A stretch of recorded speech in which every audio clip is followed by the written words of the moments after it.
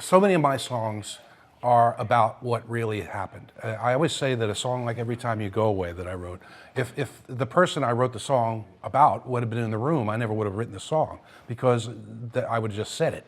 And I could say that the same thing about Sarah Smile, One on One, on and on and on and on.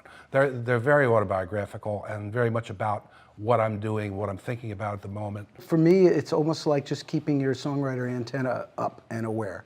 It's like it could be as something as mundane or as insignificant as someone happens to say something, or you might read something, or some little emotional thing, and then try to take it and make it kind of greater than perhaps the initial inspiration was.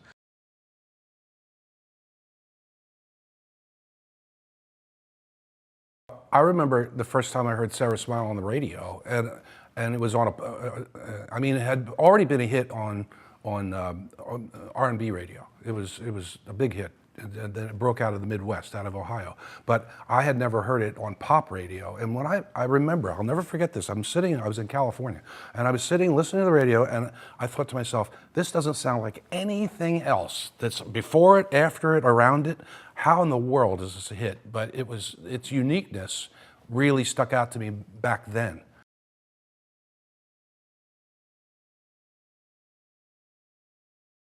I think we both have a very complicated relationship with commercial success. Sometimes adversarial. I don't like pop music. I don't listen to it. Never did. Don't really think much of it. But we don't relate to ourselves as pop musicians. We were popular musicians, but like I said before, our music didn't sound like other things on the radio. So I don't know what the hell it is, but I don't know. It's not the thing that motivates John, right? It doesn't motivate John. It doesn't motivate me to be popular. It's to write something effective. That's a byproduct of good work, great songwriting, making great records, and working hard. That the success is a byproduct of that. It's not the goal.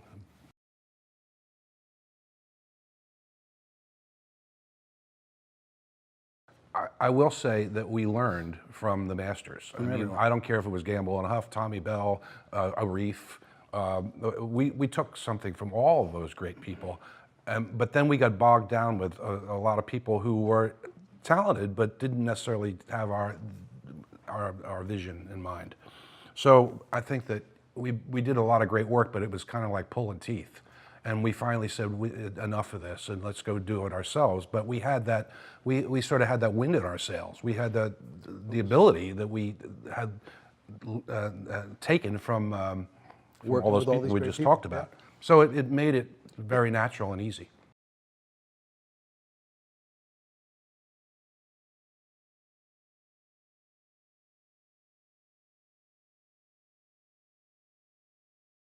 I don't know. I mean, I find it, when people, put their experiences and like intertwine them with our music, it's kind of interesting. Most of the time, although some of them are happy, and they tend to be in later years, but a lot of people, one of the main ones we get, I think, is your album helped me through college, which was is always an interesting one. Because I think it's, those kind of dark, more difficult years that I guess they related to, especially The Hurting and somewhat to Songs from the Big Chair.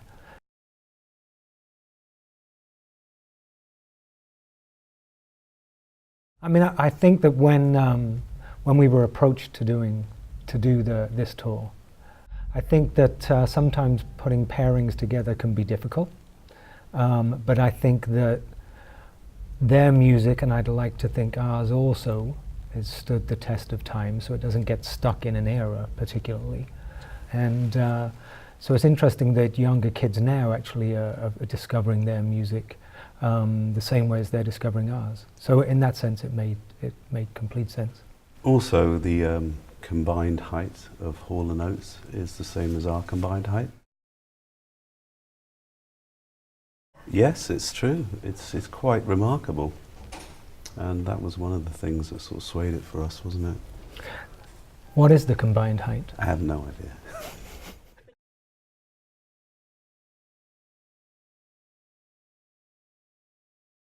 Everybody Wants to Rule the World has become one of those songs that is just constantly on the radio, thank God.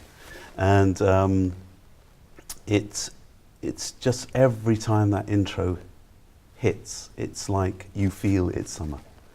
It is an incredibly happy song, and it's quite in contrast to the lyrics, actually. But for some reason it turned out like that.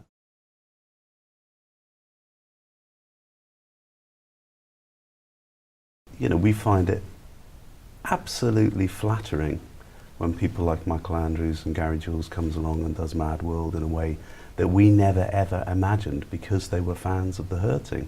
When Kanye West does a song of ours because he was a fan of The Hurting, it's quite incredible.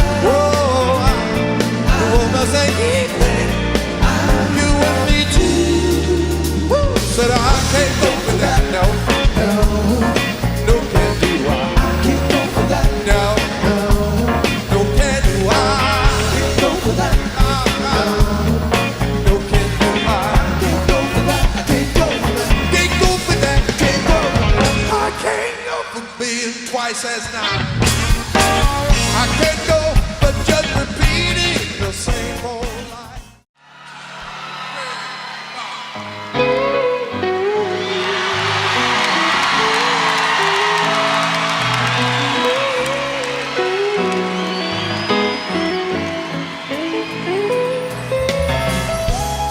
Baby, hey, with a woman's eye, I can feel you watching in the night, all alone with me, yeah, waiting for the sunrise. When I feel cold for me, when I feel like can't go on, you come and hold me. Cause it's you and me forever. Say the smile. Won't you smile back with me? Say please.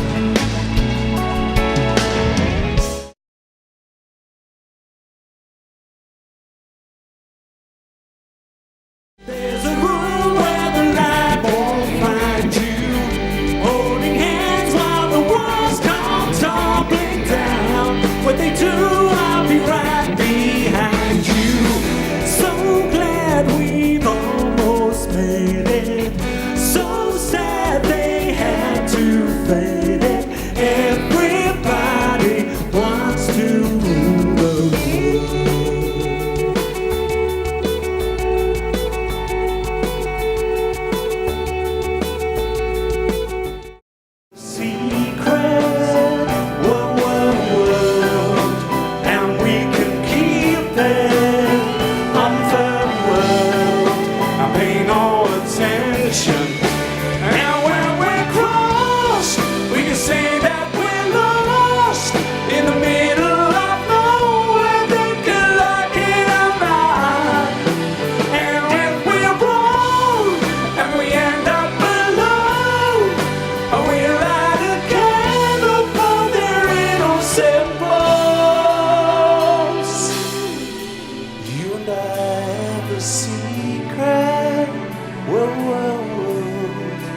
And we can keep it unfurled and pay no attention to the cradle of the grave.